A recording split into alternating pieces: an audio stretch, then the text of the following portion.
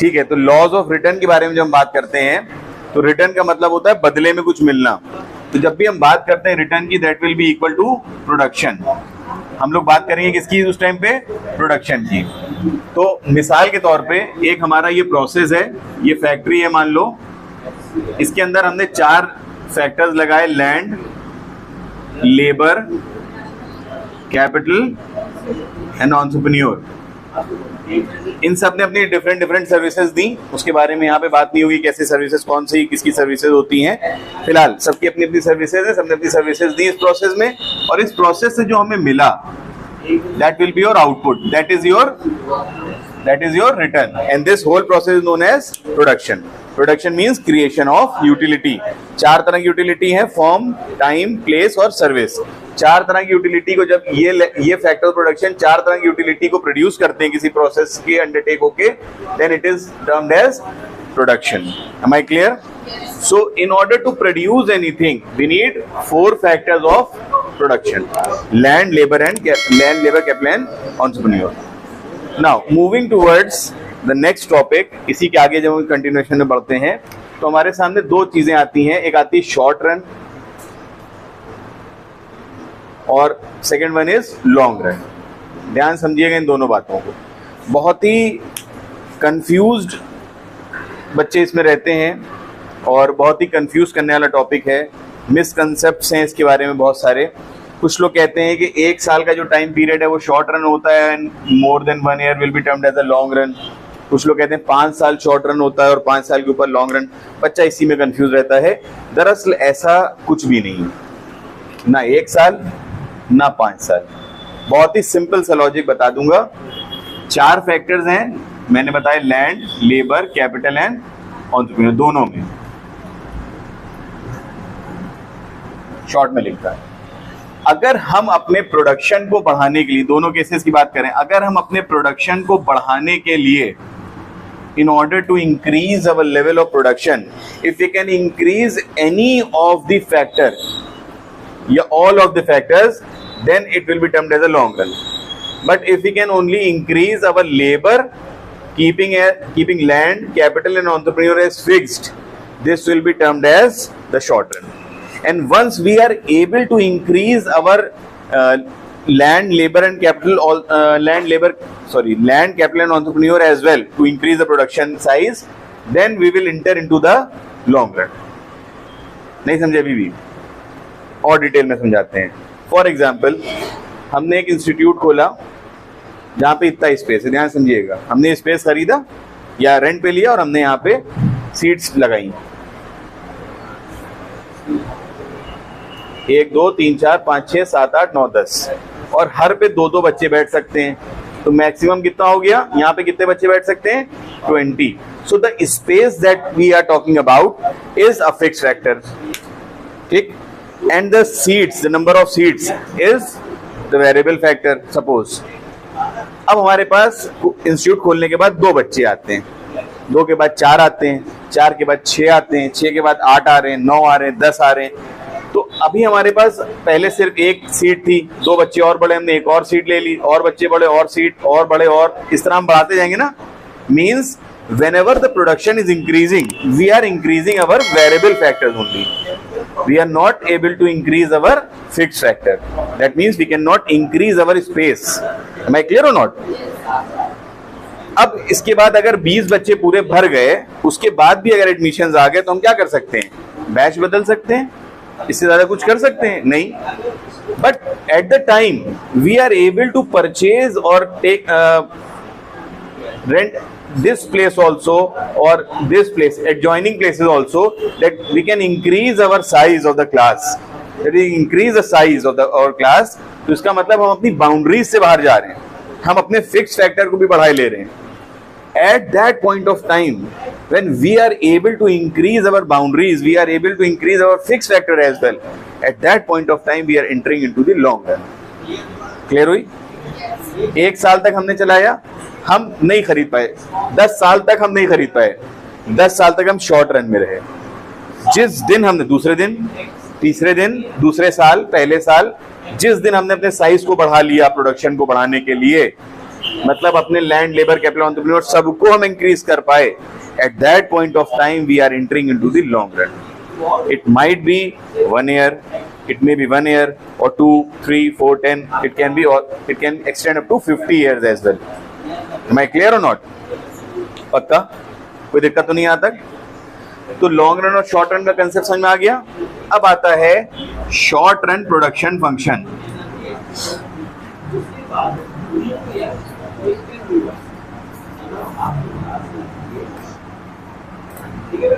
Short run production function का मतलब है QX is a function of land, labor, capital and entrepreneur.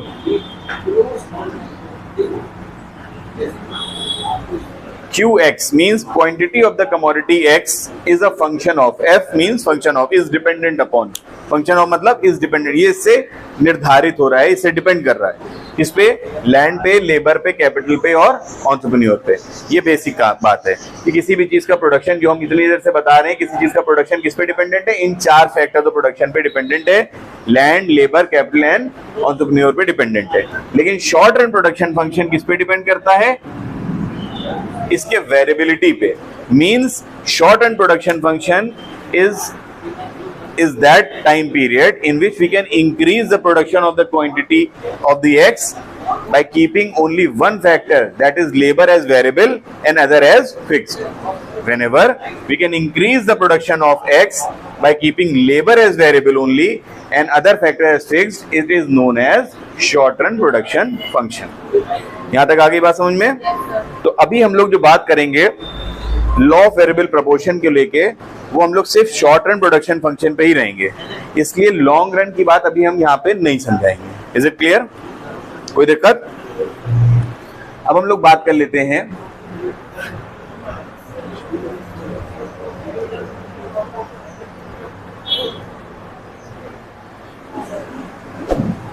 हम लोग एक एग्जाम्पल ले लेते हैं, ज्यादा चीजें क्लियर हो जाएंगी।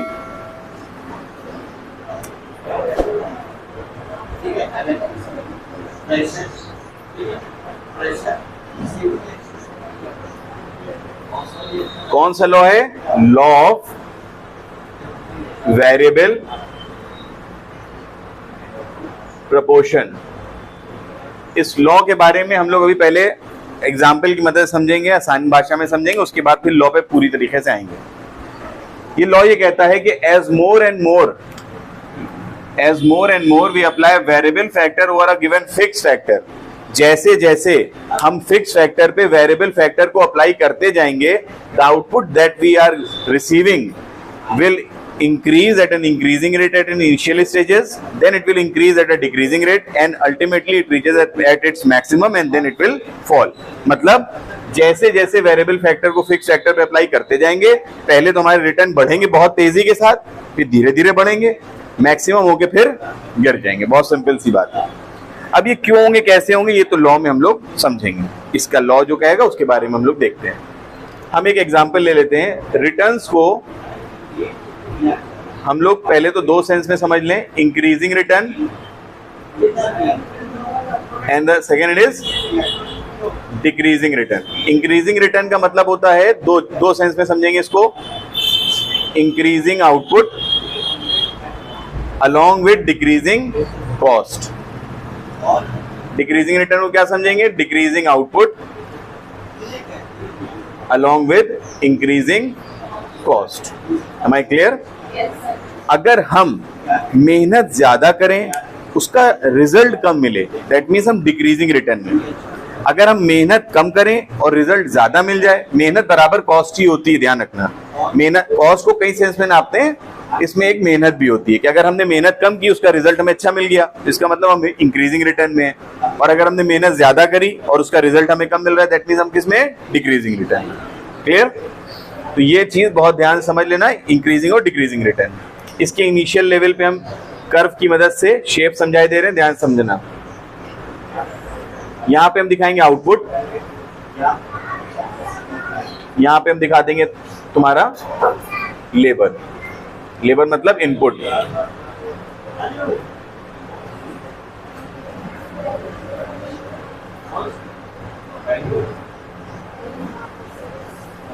दो तरह के शेप हैं, ठीक है। दोनों तरह के शेप को अगर हम देखें, ध्यान से देखिएगा,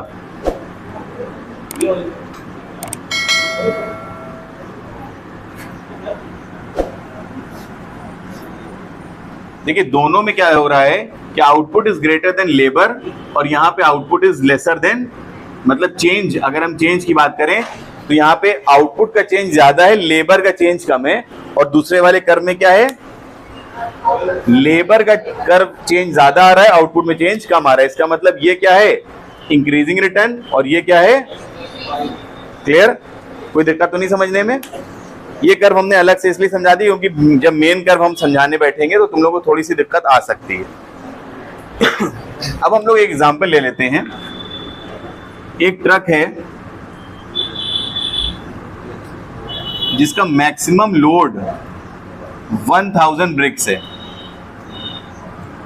और उसका जो हायर प्राइस है, मतलब उसको अगर हम भाड़े पे लेते हैं, किराए पे लेते हैं, तो हमें कितने रुपए देना है, 10,000 रुपए मान लीजिए एग्जाम्पल। ये ट्रक जो है ये क्या है, फिक्स्ड है, क्या है, ना हम इसको घटा सकते हैं ना हम बढ़ा सकते हैं।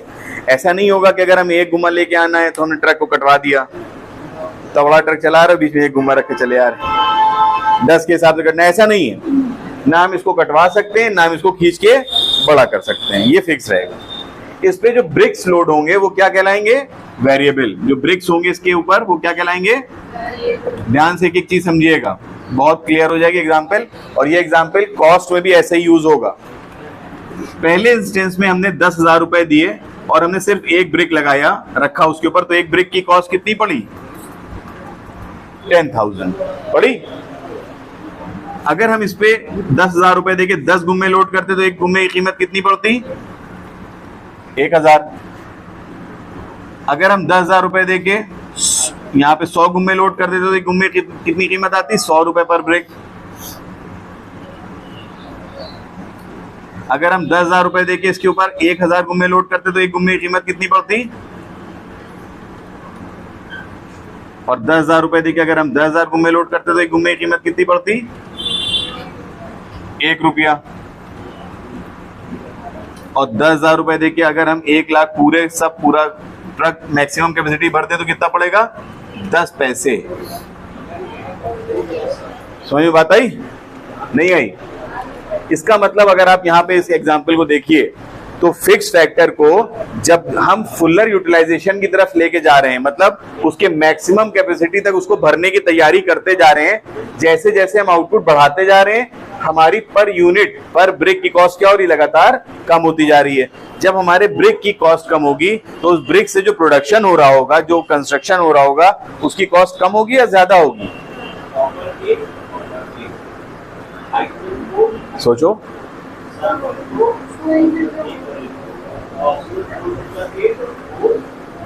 कम होगी ना, तो इसका मतलब क्या होगा, हमें इंक्रीजिंग रिटर्न मिलेंगे, डिक्रीजिंग रिटर्न मिलेंगे, हमें इंक्रीजिंग रिटर्न मिलेंगे।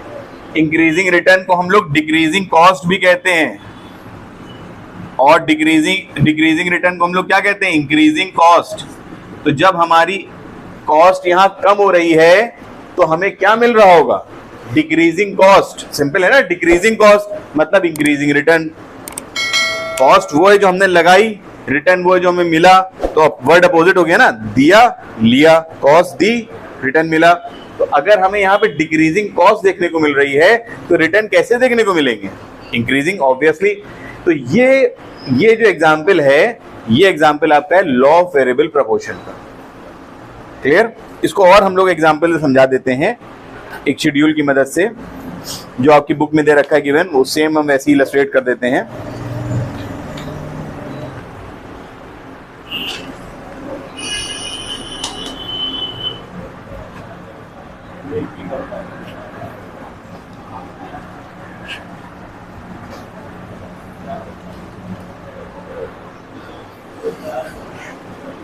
इसको समझने के लिए हमें 3 चीजें समझनी है, टोटल प्रोडक्ट,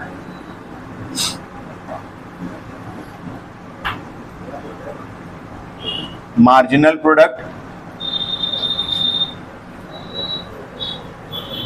और एवरेज प्रोडक्ट।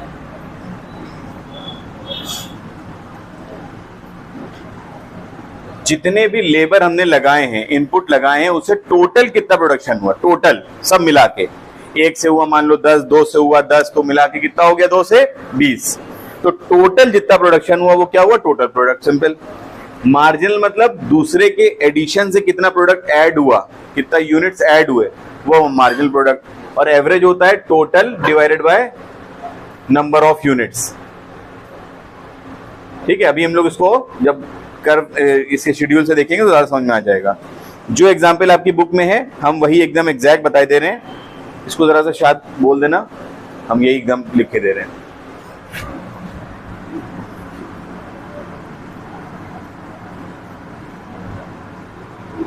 कितने लेबर्स हैं,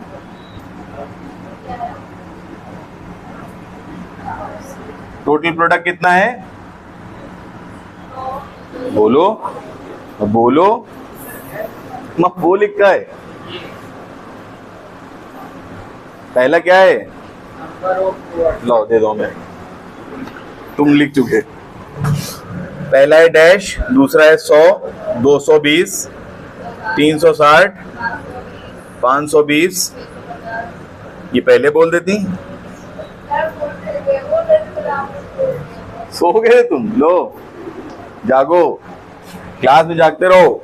840 के बाद ये 7th है ना, 840। 8वें का क्या है, 880। ठीक है, ठीक है, ठीक है, ये बन गया। समझ में आया, अब जाग गए, जरूरी था। अब आता है देखो मार्जिनल प्रोडक्ट। मार्जिनल मतलब एडिशन टू द टोटल। एक लेबर के एम्प्लॉयमेंट से हमें प्रोडक्शन हुआ कितना, 100। पहला देखो कितना लगा, एमपी पहले में क्या लिखा है, पहले में देखो 0 पे क्या है, 0 पे डैश है। सेकंड पे क्या है, तो इसका मतलब एक जब लेबर लगाया हमने तो 100 ही यूनिट हमें प्रोड्यूस हुई। 2 लेबर लगाने से हुई 220, तो दूसरे वाले, फायदा इधर ध्यान से, यहाँ बोर्ड पे 2 लेबर लगाने से हुआ 220, तो दूसरे वाले से कितना हुआ, 120। 3 से हो गया 360, शायद यहाँ देखो बोर्ड पे 360 हुआ, यहाँ पे जादू दिखेगा, 360 हुआ। 220 पहले, तभी 360 हो गया, कितना बड़ा, 140। ठीक है, फिर उसके बाद कितना बड़ा, मार्जिन समझ में आ रहा है कितना हो रहा है, आ रहा है, कैसे निकल रहा है, सबको आ रहा है पीछे।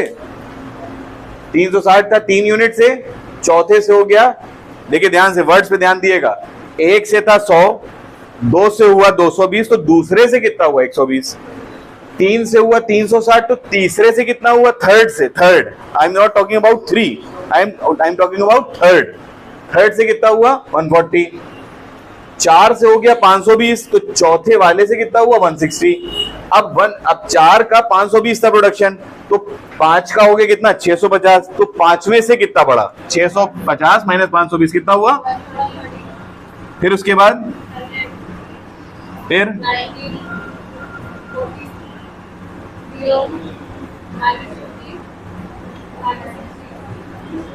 तो ये कैसे निकला, TP2 माइनस TP1, या इस कह सकते हैं n माइनस 1। मतलब सेकेंड वाले TP से फर्स्ट वाला माइनस किया, थर्ड वाले से सेकेंड वाला माइनस किया, फोर्थ से थर्ड, फिफ्थ से फोर्थ, सिक्स से फिफ्थ, इस तरह से माइनस करते गए और MP हमारा निकलता चला गया। यहां तक समझ में आ गया सबको। Now talking about AP। AP is TP divided by number of labours. मतलब यहाँ पे क्या निकला, TP पहला कितना था, 100। 100 को 1 से डिवाइड किया कितना आया, 100। 220 को 2 से डिवाइड किया कितना आया, 360 को 3 से डिवाइड किया कितना आया। फिर उसके बाद बताते रहो, फिर उसके बाद भी कितना है, 130। फिर इतना ही है। ठीक है, ठीक है,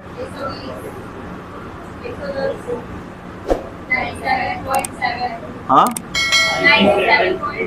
एक आदमी बोलो, हाँ, 97.7 हो गया।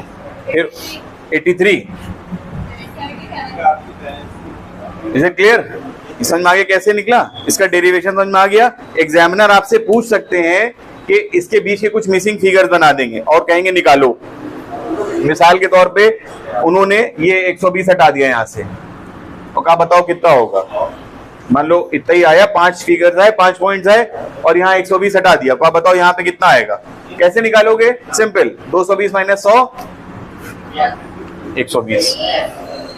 इसमें से कुछ गायब कर दिया, मान लो ने 130 गायब कर दिया, और कहा निकालो, तो तुम्हें फॉर्मूला पता है, क्या फॉर्मूला है? TP divided by number of labour. तो 520 डिवाइडेड बाय 4 कितना हुआ? 130। समझ गए भैया कैसे निकलेगा? कोई दिक्कत तो नहीं है? आगे यहां तक समझ में? चलो बहुत बढ़िया, यहां तक टेबल तक हम लोग की समझ में आ गया। अगर यहां तक आ गया तो समझ लिया आधा चैप्टर खत्म। लॉ हमने बता दिया, as more and more we increase the variable factor over a given fix factor, firstly our total product will rise, then it will reach the maximum and it will start falling at a later stages. Clear? ये simple सा है।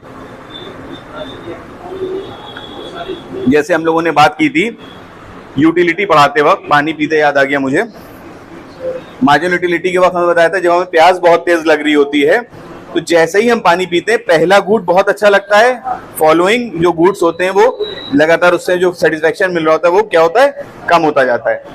यहाँ पे भी यही है, production करते वक्त जैसे जैसे हम लेबर्स का एम्प्लॉयमेंट बढ़ाते जाएंगे एक फिक्स फैक्टर, मशीन पे, फैक्ट्री पे, किसी इंस्टीट्यूशन में, वैसे वैसे पहले तो प्रोडक्शन बहुत तेजी से बढ़ेगा और उसके बाद वो धीरे धीरे कम होगा।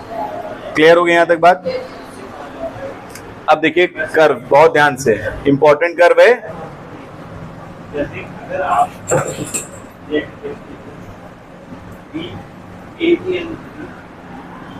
Y axis shows the TP, O is the origin, X axis shows the number of labors.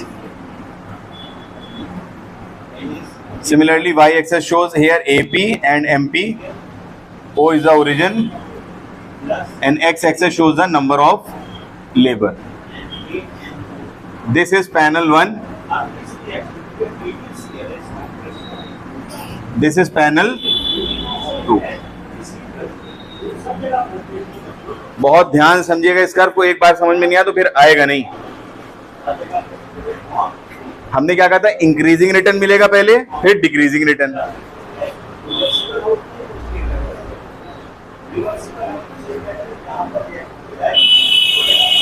देखते जाइएगा कैसे बन रहा है, ना समझ में तो वीडियो को रिवाइज पीछे करके देख लीजिएगा।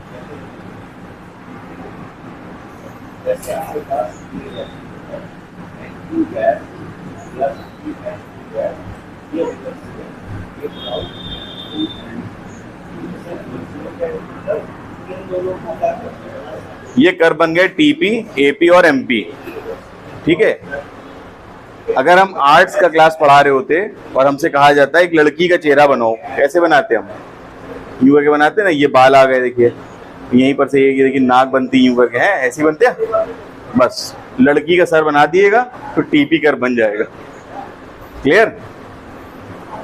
नीचे बन गया तुम्हारा एपी और एमपी। अब इस कर्व में 5 क्वेश्चन निकलेंगे, इस कर्व से 5 क्वेश्चन निकलेंगे एग्जाम में। बहुत ध्यान सुनिएगा, 5 क्वेश्चन इसी लेक्चर में खत्म करेंगे।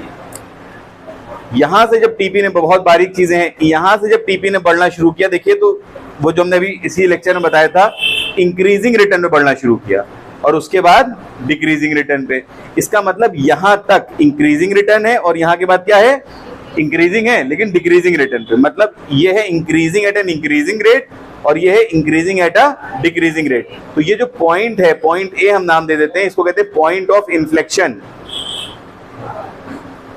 तो पॉइंट ऑफ इन्फ्लेक्शन जो होता है बेटा, ये वो पॉइंट होता है जिससे पहले TP is increasing at a increasing rate and beyond that TP is now increasing at a decreasing rate. अब सवाल तुम लोगों के दिमाग में आया होगा, ये इंक्रीजिंग रेट पे बढ़ना और डिक्रीजिंग रेट पे बढ़ने में क्या फर्क है? आया नहीं आया है? अगर आया है तो पढ़ लो। इसका मतलब कॉलेज के बाद, खासकर कोएड कॉलेजेस के बाद, लड़कों को गाड़ी चलाते देखा? कैसे चलाते हैं? कैसे चलाते हैं? शायद बताओ। यूं करके चलाते हैं, यूं छपरी, और एकदम से एक्सीलेटर लेते हैं बहुत तेजी से, यूं यूं यूं भागते हैं। होता है ना, जूबी डूबी बॉयज कहलाते हैं ऐसे लड़के, यूं यूं करके भागते हैं नाक बने हुए। थोड़ी दूर तक तो बहुत एक्सीलेटर से जाते हैं, उसके बाद धीरे कर लेते हैं। चल तब भी रहे होते हैं और चल पहले भी रहे होते हैं। पहले एक्सीलरेटर जब तेज होता है तो उसको कहते हैं increasing at an increasing rate, और उसके बाद जब वो धीरी हो जाती है गाड़ी तो उसको कहते हैं increasing at a decreasing rate. Clear होगी बात? जब तक कि नजर में होते हैं किसी की, जब तक कि बहुत तेज चलाते हैं, तभी धीरे चलानी चाहिए, तभी तेज चलाते हैं। तो ये हो गया आपका increasing at a increasing rate, और फिर यहां तक increasing at a decreasing rate. अब ये पॉइंट बी है,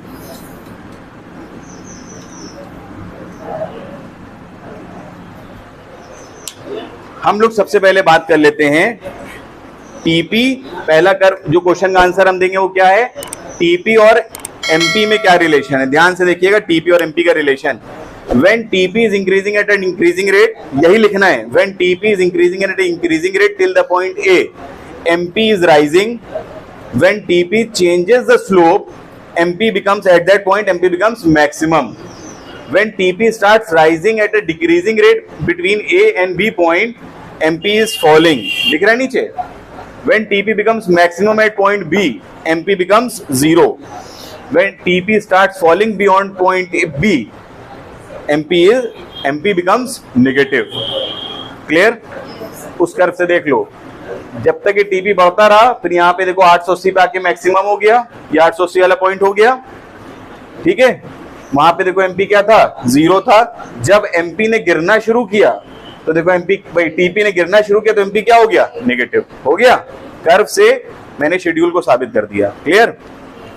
next question, What is the relation between AP and MP? When AP is above, ये AP है ना, when AP is above MP, sorry, when AP is below MP, MP is rising. When MP and AP are both are equal, MP यहाँ पे क्या होगा, AP as it is at its maximum, और जब AP ऊपर हो जाएगा तो MP starts falling, या AP जब गिरना शुरू करेगा लेकिन ऊपर होगा तो उस टाइम पे MP गिर रहा होगा। Is it clear? 2 क्वेश्चंस हो गए। तीसरा question, define the 3 stages of production. 3 stages. पहली स्टेज ये है, इंक्रीजिंग रिटर्न कहलाती है। दूसरी स्टेज ये है, डिक्रीजिंग रिटर्न कहलाती है। तीसरी स्टेज ये है जो नेगेटिव रिटर्न कहलाती है। क्लियर? पहली स्टेज ऑफ प्रोडक्शन को कहते हैं increasing return to a factor, दूसरी को कहते हैं हम लोग डिक्रीजिंग रिटर्न, और तीसरी को कहते हैं हम लोग negative return. Is it clear? अब देखते हैं इसमें हमें क्या क्या दिख रहा है। डिफाइन करने को कहा गया है। पहले पैराग्राफ में क्या लिखोगे, इन पैनल 1 इंक्रीजिंग, हेडिंग डालेगी काले पेन से, increasing return two factor. Panel 1, in panel 1 we are seeing that TP is increasing at an increasing rate till point A, and after point A it starts at a decreasing rate throughout the stage. पूरी stage पर क्या हो रहा है, decreasing rate पे बढ़ रहा है। Similarly, in the panel 2 we are seeing that MP is rising, it becomes maximum, and after that throughout the stage it starts falling. AP के बारे में हम जब लिखेंगे तो AP is continuously rising throughout the stage, and at the end of the stage at point C it becomes maximum. Clear? Second paragraph, heading डालेगी decreasing return to a factor. Throughout the stage TP is rising at a decreasing rate, and at the end of the stage at point B, या इसका नाम जो भी हमने दिया हो, क्या दिया था हमने, ये चुप गया, अरे E दे रहे हैं अभी। At point E it becomes maximum. In panel 2 we are seeing AP is falling continuously throughout the stage, MP is falling throughout the stage, and at the end of the stage at point E it becomes 0. Third वाली stage जब हम define करेंगे decreasing return की तो क्या कहेंगे, TP is falling throughout the stage, AP is also falling, and MP becomes negative and starts falling throughout the stage. Am I clear? 3 question के answer हो गए।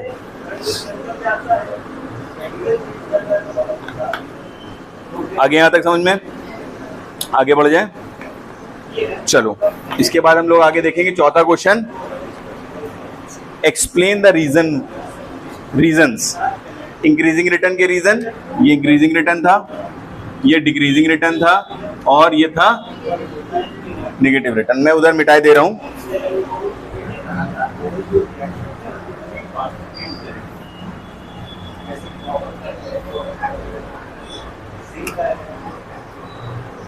इंक्रीजिंग रिटर्न के रीजन क्या है, पहला है fuller utilisation of fix factor.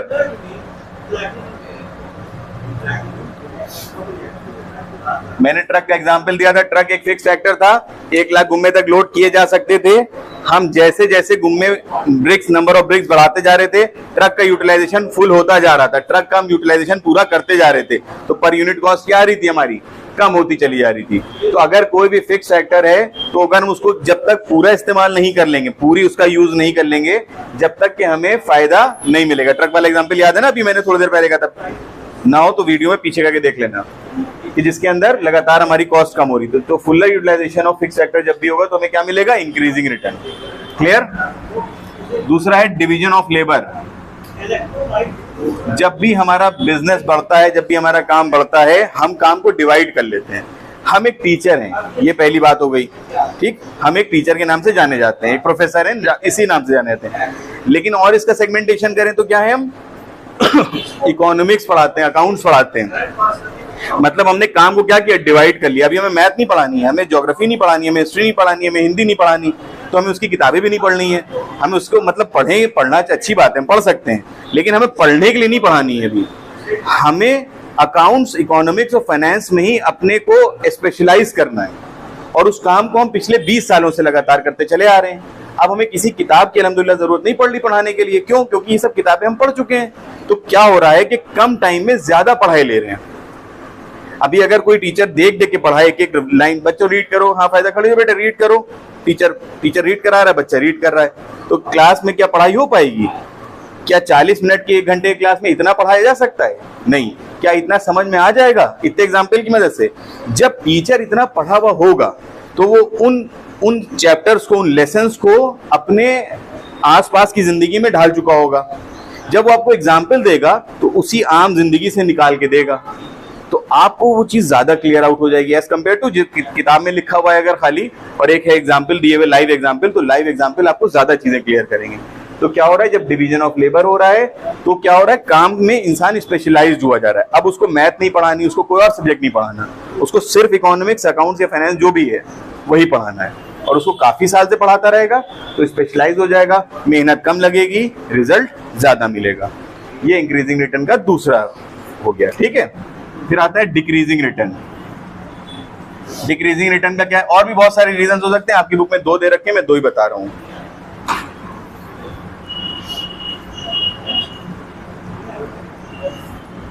Maximum limit, हर चीज की एक मैक्सिमम लिमिट होती है, उससे ज्यादा अगर आप उसके ऊपर भार डालिएगा तो काम अच्छे की जगह क्या होगा, खराब हो जाएगा।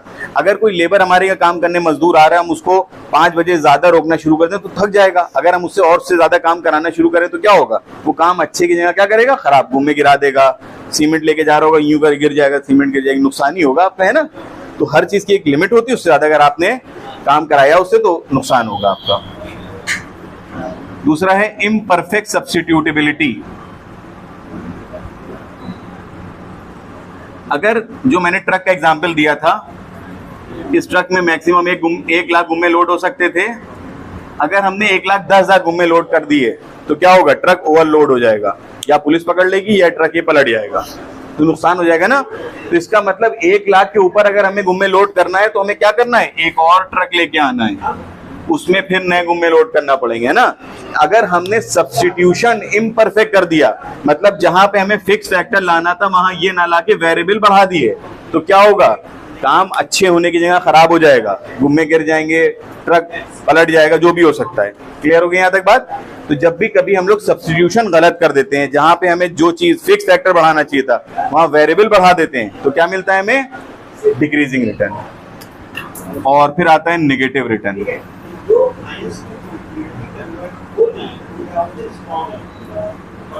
ओवर क्राउडिंग, एक मिसाल दी जाती है, too much cook spoils the food.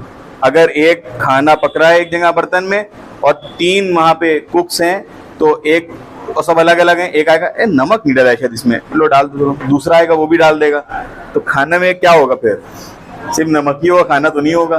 तो अगर बहुत ज्यादा कुक होंगे तो वहां पे खाना खराब हो जाता है, मिसाल दी जाती है। तो यहाँ पे जब प्रोडक्शन के टाइम पे ओवर क्राउडिंग हो जाएगी, बहुत भीड़ हो जाएगी, अगर यहाँ इंस्टीट्यूट में बहुत भीड़ हो जाए लिमिट से ज्यादा, तो हम किसी के आंसर्स का जवाब नहीं दे पाएंगे, किसी को पढ़ा नहीं पाएंगे, बच्चों को समझ में नहीं आएगा, रिजल्ट खराब हो जाएंगे। तो काम हम करेंगे, मेहनत करेंगे, लेकिन उसका रिजल्ट क्या मिलेगा, नेगेटिव मिलेगा। क्लियर हो गया यहाँ तक बात। तो ये बेसिक हमारे रीजंस हो गए। And the last question relating to this law is, आखिर प्रोडक्शन कहाँ करें? फर्स्ट स्टेज में प्रोडक्शन करें, सेकंड में करें या थर्ड में करें? तो देखिए फर्स्ट में अगर हम रुक गए, फर्स्ट में प्रोडक्शन करते करते हम रुक गए, तो आने वाला आगे जो आउटपुट है उससे हम महरूम हो जाएंगे, वो नहीं मिलेगा हमें। तो क्या पहले पे रुके हम? नहीं, पहले पे नहीं रुकेंगे, दूसरे पे आ गए। क्या अभी दूसरे पे आखिरी में मैक्सिमम हो जाएगा, दूसरे के बाद बढ़े आगे? अगर बढ़ गए तो नुकसान भी तो नेगेटिव मिलने लगेगा रिटर्न। तो पहले पे रुकेंगे नहीं इस लालच में कि दूसरे में और भाई ठीक है गाड़ी बढ़ रही है, वो लड़का गाड़ी भगा रहा था स्कूल से निकल के, पहले उसने एकदम से भगाई थी, फिर बढ़ा तो अभी भी रहा है ना, भले उसका एक्सीलेटर धीरा है लेकिन गाड़ी चल तो रही है ना। तो सेकंड में गाड़ी चल रही है, प्रोडक्शन हो रहा है, लेकिन भले धीरे स्पीड से हो रहा है। थर्ड स्टेज में तो गिर गया प्रोडक्शन, तो इसका मतलब थर्ड में नहीं करेंगे प्रोडक्शन, फर्स्ट में नहीं करेंगे प्रोडक्शन, कहां करेंगे? We will opt for second stage of production as a optimum point of production. Is it clear? And this completes your law of variable proportion short run का, return to a factor भी कहते हैं।